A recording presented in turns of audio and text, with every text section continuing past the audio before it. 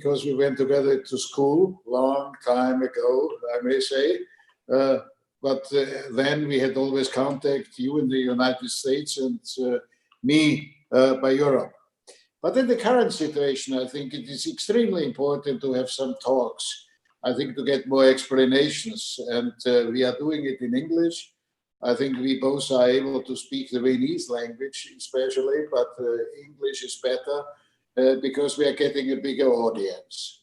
Therefore, again, Gregor, many thanks that you are joining us on this subject. And I think let's start. I would ask you, what is the feeling in the moment in the United States concerning the COVID virus, but also the changes we are in midst general? Is there an unrest? Is there a perspective of belief in the future, or how is it really? Give us a little bit of feeling. Before I do that, first I want to thank you for having me invited to this discussion via video, which is part of the consequences of what we have today, because otherwise I might have been very soon in Austria and I had to actually cancel my trip because I'm of the age group, we don't want to say how long, which is, me too. which shouldn't take long distance flights. But it is now 50 years, in fact, a little bit more than 50 years that I'm in the United States. So maybe I have a perspective which is of interest to you and everybody else who might see this particular dialogue. And let me start with your questions. I have to say that not only in Europe, but also in the United States, where we have both sides of the ocean, we have very good friends in the medical profession. There were a number of well-regarded physicians who did not think that COVID was going to be the catastrophe it turned out to be. Why do we think that happened? People underestimated that frequency of travel between China and Europe and the United States had multiplied in the last 10 years. Since SARS, I think there are 10 times as many Chinese traveling to Europe and to the United States. That was completely misunderstood or ignored. So it took a little while until the medical establishment completely understood how dangerous an unknown virus would be. In this period, politicians on both sides of the ocean had to take a pick. Which doctors do we listen to? Those who think, well, it's sort of a heavy type of flu, it's going to go over, not so dangerous. And those who understood that there had been warnings for many years, and that this might be the big one. I say the big one because we've had warnings about the big earthquake in California and it didn't come. So people have gotten used to these warnings and ignored the warnings for about the new virus. And here it is. But there was something else which has changed. And it would like to make a comparison to the Vietnam War with what became the war against COVID. Why? Vietnam was the first war which was brought in the living rooms of Americans through television. There were reporters embedded with frontline troops. We saw people dying, we saw dead people, we saw people being shot, killed. And suddenly we had the same thing when in Italy, at least in parts of Italy, the health system broke down, when we saw people almost dying on the way to, and death had entered our living room in connection with COVID. Therefore, I think suddenly there was a crisis mode. To some extent, it was overestimated because the Imperial College in London made projections about the United States for deaths between 1 and 2 million people. We can't really understand what would have happened if it would have been that much, because as it became clear that we didn't have enough ventilators. Didn't produce ventilators we do produce ventilators in the United States, but certainly not enough. Very often parts come from China in this supply chain we have. And the crisis mode started in the medical equipment. You may have seen the reports that one organization was setting up tents in Central Park because it was clear that the hospitals, if we would have such large numbers of very sick people, would not be able to deal with it. I have very good friends who are very important philanthropists, and their personal doctor said, I cannot guarantee you a bed. There's no way, unless you're on the board of a hospital, that you will have a guaranteed bed if the wave comes. So, and I think that is what has made the great difference. So today, of course, as in other countries, the virus has been selective. It has been going after target groups, let's say that. But in the beginning, we didn't really know who the target groups were. We soon understood that comorbidity, having diabetes, having heart disease, and being in our age group, let's put it very delicately, increased your risk. What wasn't clear, for example, that the ventilators actually seem to be very dangerous. In some cases, the people who survived the ventilator were less than 10%. So it was, and this is what happened in Italy. Do we put people on ventilators? Do we not people on ventilators? Do we let them die or not? And so I think that was when there was a recognition that you have to stop international travel, that you have to quarantine people. But of course, would it have been necessary in all parts of the country or not? And I think this is where we started to have heated discussions about parts which had not yet encountered very strong increases in infections, who did not want to stop their regional economy at heavy losses. And of course, and I think this is what we have seen, that very soon started a discussion that certain population groups, in particular African Americans, had a much higher percentage of infections and outcomes, sad outcomes, very often because of the health situation. Diabetes is much more prevalent in the Black population, more than 50% higher than in the general population. Heart disease, certain parts of heart disease, stroke, maybe twice as much than the average. And I think what has not been part of the debate, but I want to point it out. We all knew that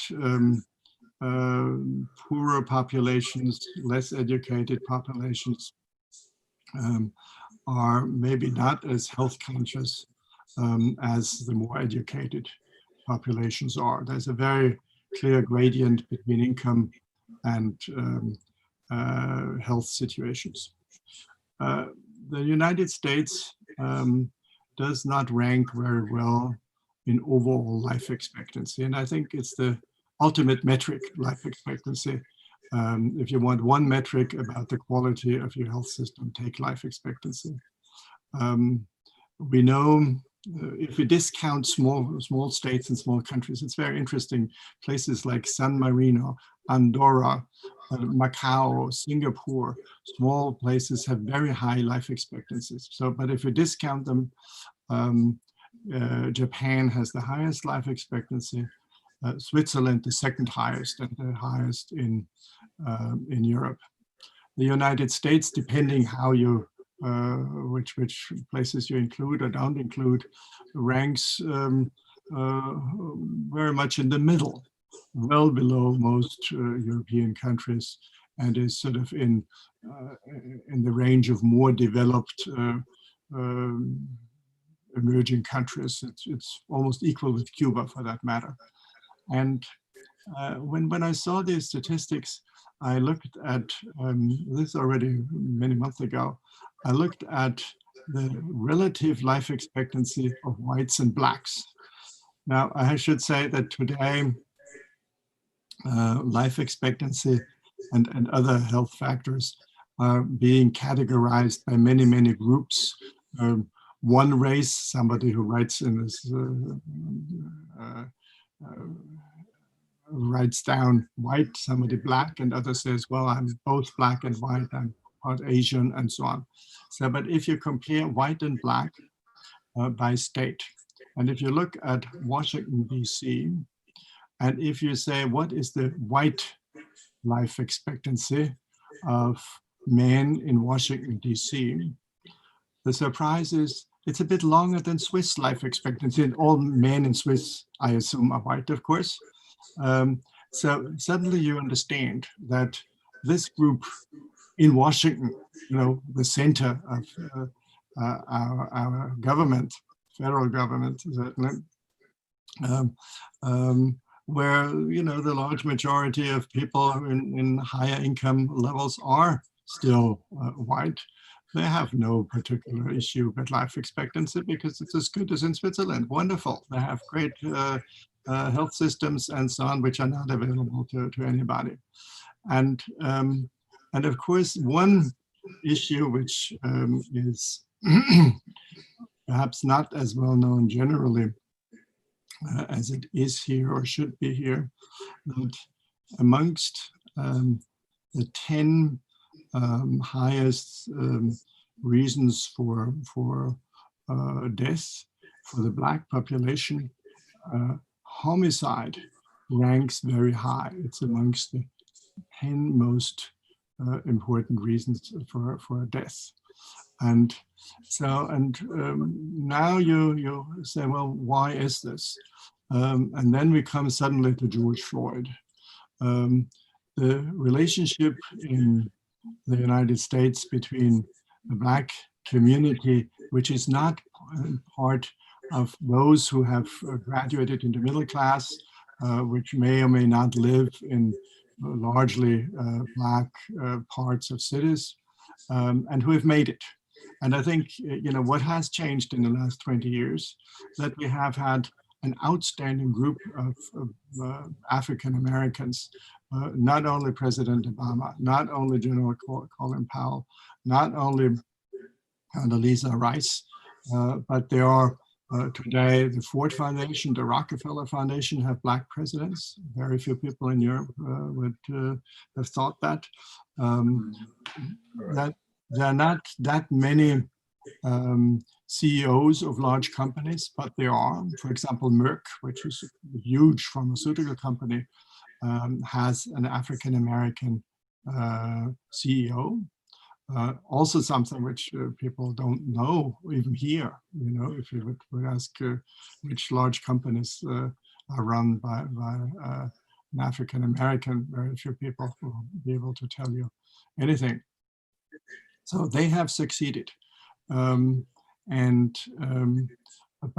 the large majority, or living in their Black communities, is not well educated.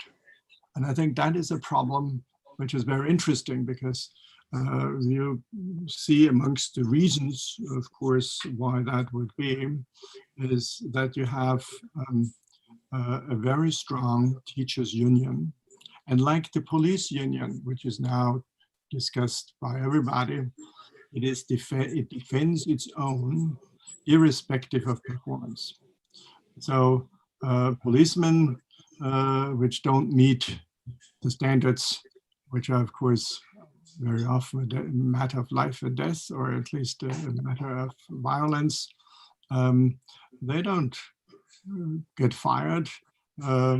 Who is going to look into misdeeds? well, the guys they deal with on an everyday basis, because it is the prosecutor to whom they report all their cases. The prosecutor will let them off.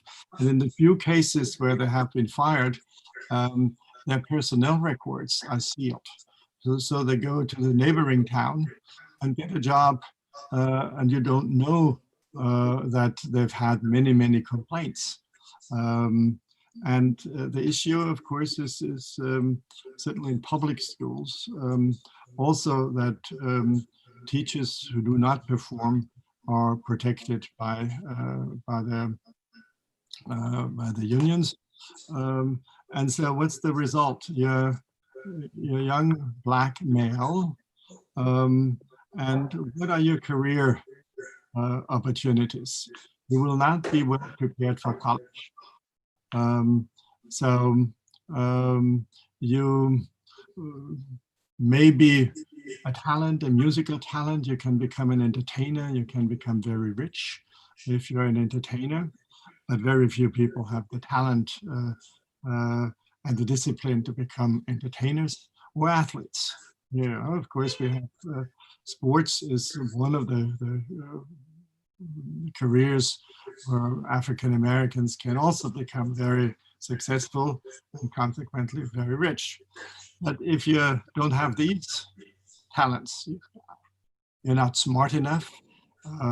One other Black person, maybe not well known in America, is a fellow called Ben Carson, who used to be a presidential candidate for the Republican Party against Trump, by the way, and neurosurgeon. He was the only African American child in his class in school, and he was the best. And the teacher always said to the white people, "You idiots! How can it be that the Black boy is smarter than you?" And he became a famous neurosurgeon, particularly famous, of course, in the Black community. So if you're not smart enough, like Obama, like Ben Carson, Condi Rice, of course, you may have met Condi Rice at your time in foreign ministry. Then, you want to be very successful, very, very slow in corporate America still. The military, of course, is more integrated than any other institution in America. Not well known.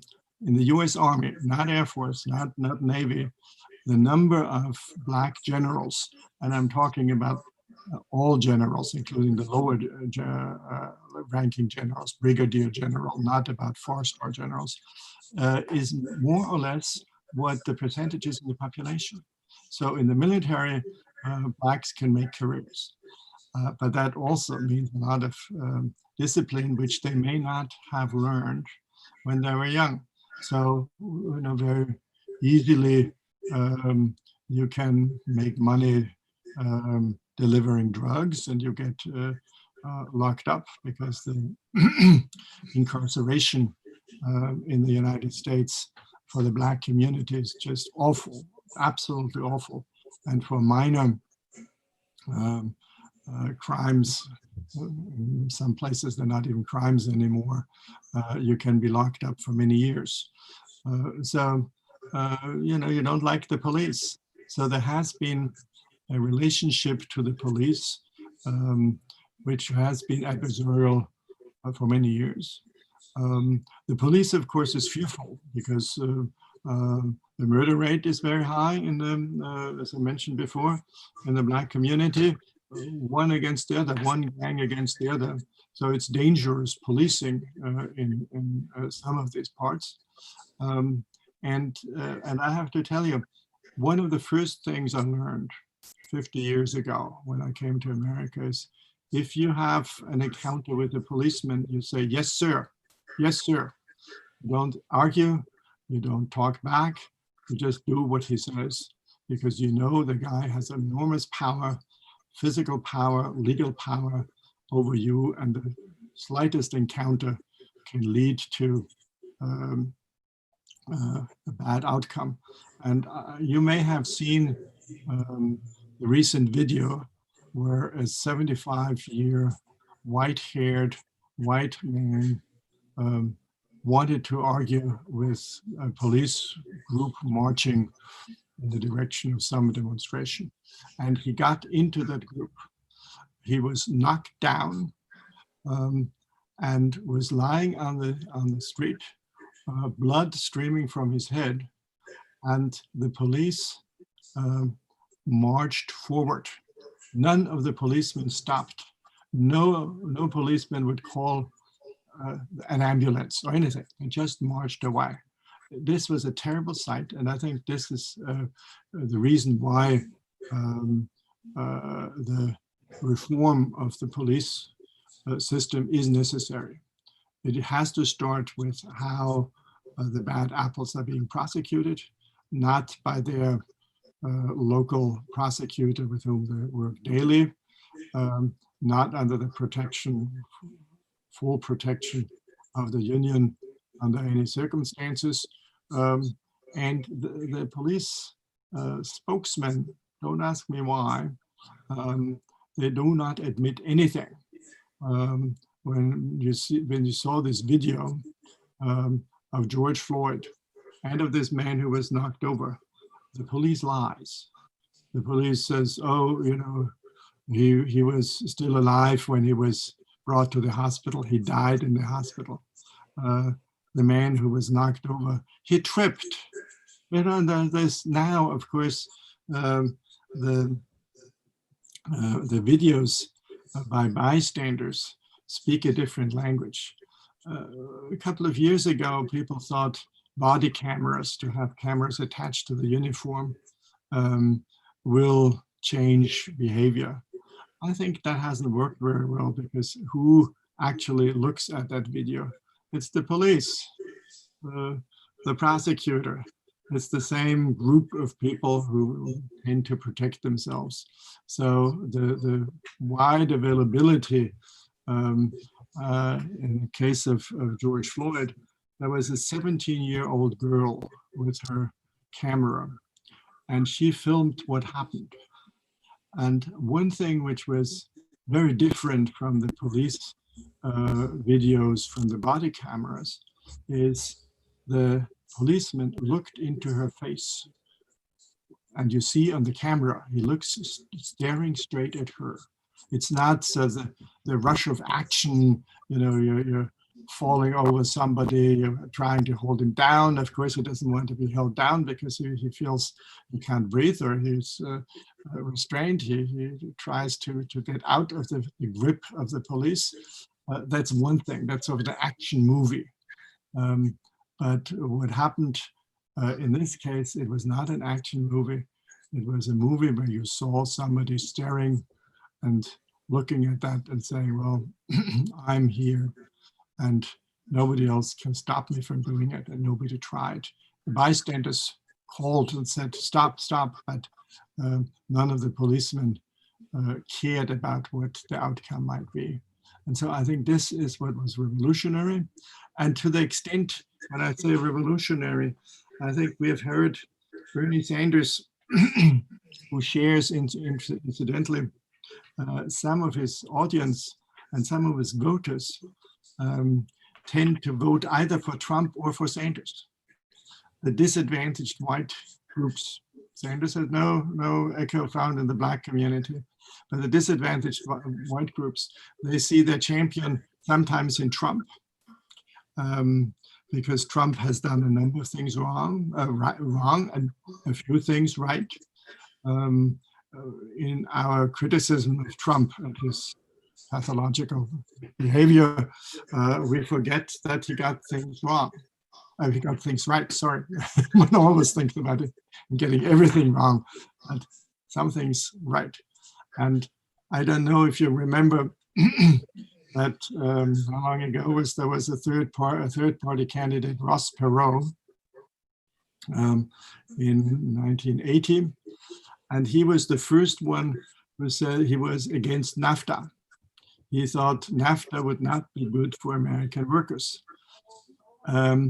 There were too many people benefiting from globalization in our country. It was the finance sector.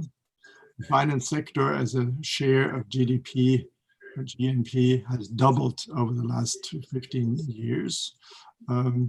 When I started in New York, an investment bank or something which had an office in New York and maybe between 50 and 100 people. Those people made a lot of money already at that time, but there were few of them. Now there are thousands. When I came as a young trainee working for an American bank, my first job, so really at the bottom of the totem pole, the president, who was the number 2, made exactly 9 times as much as I did. And the chairman, CEO, he made twice as much as the president. But there was a much smaller difference between a low-paid worker and top executives. And of course, today, the number of people who make many millions, hundreds of millions, through trading, through international finance, has multiplied so much that this has become also an issue. And it's an issue which is coming into focus, has come into focus in this current election cycle. Of course, mostly through Sanders. The Democratic Party today is not a party of the poor anymore. The Democrats have lost the white poor. The white poor are Trumpies. They have a dominance in professional areas. Many lawyers are Democrats. Wall Street finances everybody whom they will need.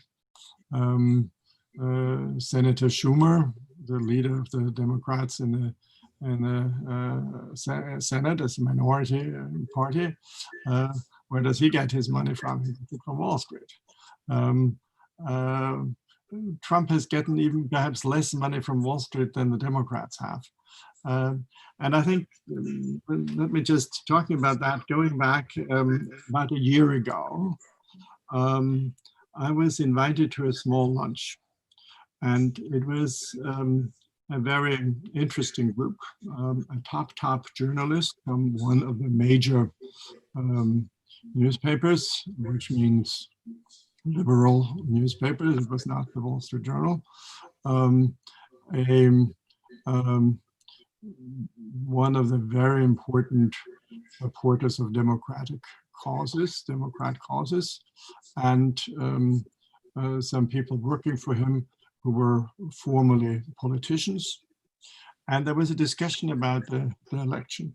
I was invited because I know the donor, and somehow this happened. And knowing that I'm sort of in between, I'm not a declared, politically declared here. I've not voted for either presidential candidate in the last elections. I said, oh, this is all bipartisan. And they said, Trump will win. There's no way Trump can be defeated unless there's an extraordinary event which cannot be forecasted. And now we have 2. We've had COVID, couldn't be forecasted, and we have a sudden national Black Lives Matter, which was before a small movement within the African American community. Now it has become a national. Mitt Romney, who was a candidate against Trump, has been marching with this group. And he's not the only Republican, and I think everybody we talk sees the need for a reform. and a strong reform. So what does that mean for the elections? I think it's very similar to COVID. Nobody knows anything about the outcome. And it will be, in my view, again, a very tight election. I think, is the result that both on the Republican side and on the Democratic side, the quality of the candidates has not improved over the years. And it's because political careers perhaps are so intrusive. Your personal life is being dissected by the other side to the smallest events, and not only small events, but serious events. But we know that many American presidents have had had relationships to the opposite sex, which you wouldn't want to discuss in polite company, and they weren't discussed in polite company. I mean, did we know that Lyndon Johnson had 6 secretaries working for him as a harem? Of course we didn't know. Nobody talked about it. And what has changed is sadly not the behavior of many of these candidates, be it Clinton, be it Trump. I'm talking Bill Clinton in this case, of course. They have had very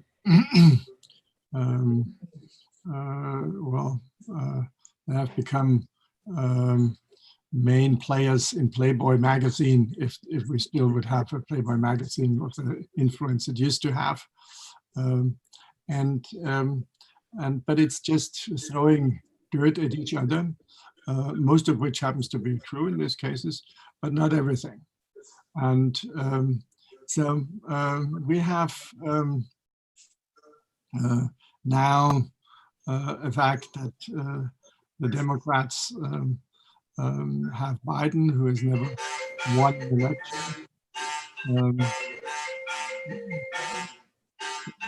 Is this telephone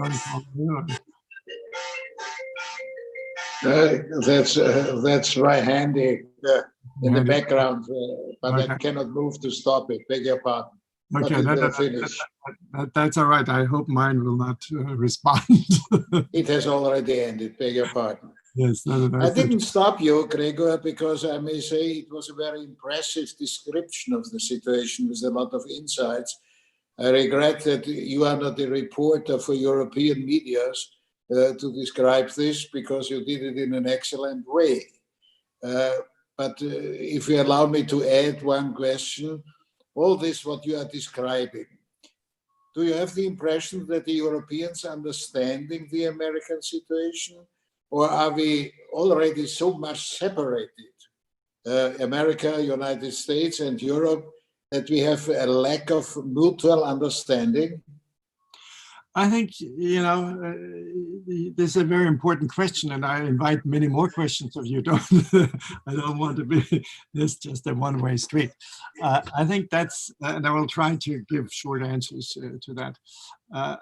It is clear that with the falling apart of the former foreign policy establishment in the United States, you had certainly since World War II, the foreign policy of the United States was bipartisan, and therefore it wouldn't change from one president to the other in any significant way. The very important initiatives, the opening of China, the fall of the Communist Empire, but the fall of the Communist Empire also facilitated that foreign policy became more partisan than it was before, and today more partisan than it has been since a very long time. So Europeans don't understand anymore what American foreign policy is, because it's not consistent. And of course, part of foreign policy is the role of the United States in defending Europe through NATO. And I have to say, I have had for a long time the opinion that Germany has taken a free ride. There is this very wealthy country, certainly the wealthiest of the large European countries, Right. which I've been talking with good friends in Germany who were always thinking that the Bundeswehr is fabulous. Well, it turns out the Bundeswehr is not fabulous. The Russians have, in the meantime, much better technology, for example, in tanks. You know, the Germans were always so proud of their tanks, World War II, but also later. The Germans are now 3 years behind in tank technology, but not only that. The change to having more expeditionary uses of military forces going, you know, the big toe and not much more into places like Afghanistan led to a lack of maintenance of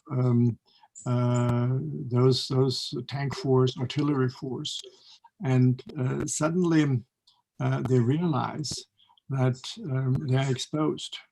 And I think, you know, US forces should not be, and this is long before Trump made his recent announcement of having a maximum of 25,000 US soldiers in Germany. They should have moved to Poland early on. There's no reason why they should be in Germany, which is wonderful. And there's a McDonald's around the corner. The military loves it, by the way. You know, there's learning Polish is much more difficult than learning German. And I think I'm very much listening to the German reactions on this proposal or this idea that the US Army might move more to Poland. First of all, Poland is happy about. And I think concerning what is going on in Russia for a longer time, I understand the Polish. On the other side, interesting enough, the arguments on the German side that the American soldiers or the American army shall stay are very much in limits. I think there is no movement, the Americans shall leave or something like that. But there are also not strong arguments why they shall stay. That's a very interesting subject. And interesting enough might also be, I didn't hear until now any argument that it might be better that the Americans are leaving because Trump is president. That's not happening, interesting enough. I was expecting it, but I think it did not move in this direction. So far, I think I want to broaden this question. What are the possibilities in the next time to get more mutual understanding between Americans and Europeans? And on which level should it be done? Political level or governmental level alone is not enough. I think here must be more. In my generation, as we both were younger, I think maybe the mutual understanding was really a little bit better. Because nowadays visits from leading Americans coming to Europe is already in limits. I think it does not play a very important role. And also the distinctions concerning China and so on are also happening. And in this context, the second question, is there a general feeling that the Chinese are guilty on the corona issue? Or is this only a political argument by Trump? I think there's a couple of facts which I have not seen widely discussed, or at least in detail. We do know that the lab in Wuhan did not have the highest security grade. It has been existing for some time. And in order to have the highest security grade for research and dangerous research, the technology was provided by France. And the French, and when you hear Trump saying without any shred of evidence, as the press points out, we know that they've made experiments. Who would know are probably the French. The Chinese paid, of course, for the new lab, and there were supposed to be 50 French scientists to work on that high security lab. None of them was allowed to come. And that, of course, is something which raises suspicions. Why did they not allow any foreign scientists, which they had agreed to? I think they had one French consultant, but I think he was not even allowed to go into the high security venture. So the French might know more, but they don't want to tell, right? They may not want to be the ones who deliver to Trump whatever information they have. So I think that's a very, there also have been some collaboration between the Wuhan lab and a Texas lab. Very little about that is being discussed. Why is an interesting question, but nothing has come out. So I think the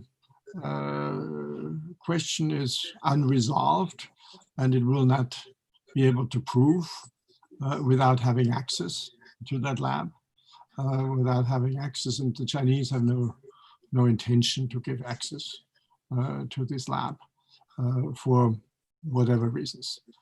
So I think if you ask me, I think there's more than a 50-50 chance that they made experiments which did go wrong. How they made it into the general population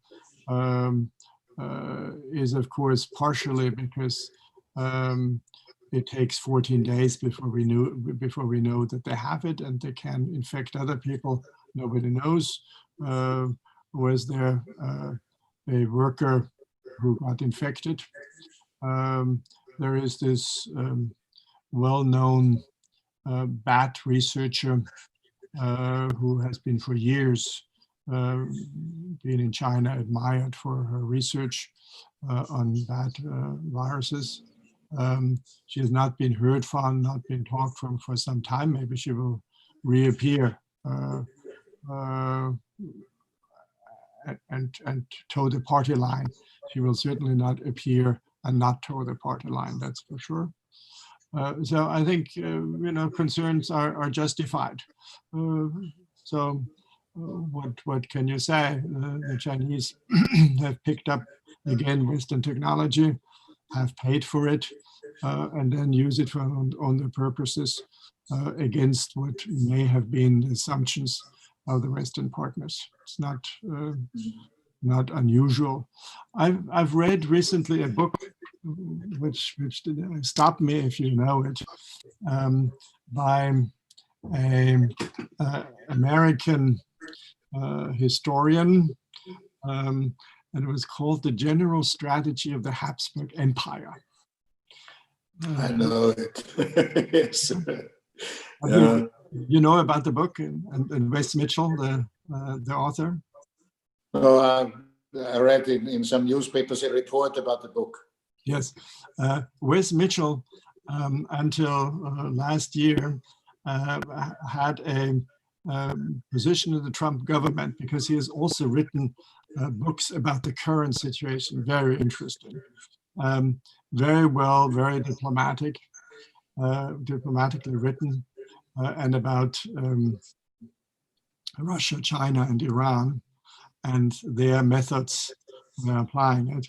And it's called The Unquiet Frontier. It's very slow reading, I have to tell you. I'm still in the middle of it.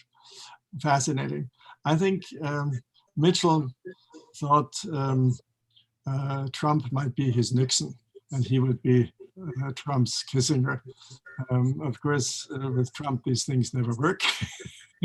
and he left the administration, I think, about a year ago, like people like Mattis and other,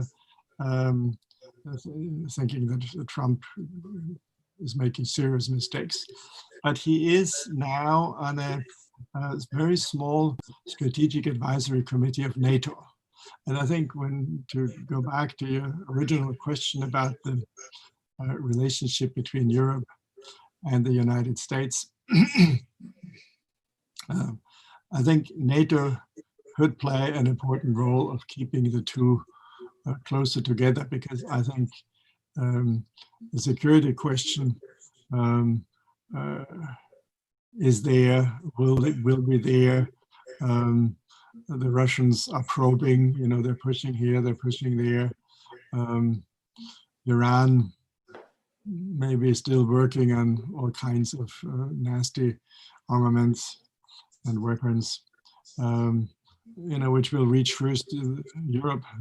Of course, their enemy is not Europe. Their enemy is the Sunni states, authoritarian states in the Middle East, and that's what they want to control. But Gregor, it depends also on the question in which way Europe is going, because I think it's also not a very stabilized situation, and we have a lot of open questions in this direction.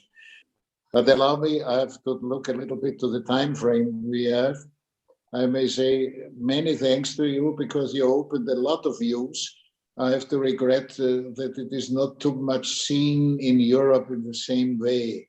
Maybe we are missing a real insight in the American situation, because it's a tremendous change also for sure, which is happening here. Interesting enough that you said it might have happened by COVID on the one side, and then also by internal happenings, which are creating also a lot of demonstrations here in Europe. I think we are after a week where a lot of such demonstrations happened everywhere. It was a certain kind of concern which the happening in the United States, which I think is a sign of globalization in a direction which is not so open mentioned. We are mentioning always globalization, maybe by science and research, by the economic development, by big enterprises, by traffic and so on, but not under these auspices. So far, I think we have to look to the future. Gregor, I want to finish and to say many thanks to you. And hopefully, beside all the difficulties, we can see us soon. That would be really great. All the best. And in an old Viennese way, I want to say to you, Servus, Gregor. Thank you so much. Servus, Erhard. And just a small positive note. It is a long time that I've heard so many positive comments about Austria here in this country. I think we were very lucky that certain events in Ibiza brought a new government at the time of COVID. To whom do you tell? So I think I hear it from many friends. There's visibility that Austria is doing a good job, certainly with COVID. And I think generally politically, we have what I hope will be a very stable situation for a long time. Okay, again, all the best and best greetings to all my friends in the United States. Thank you very much. Thank you, Erhard. Thank you. Bye-bye.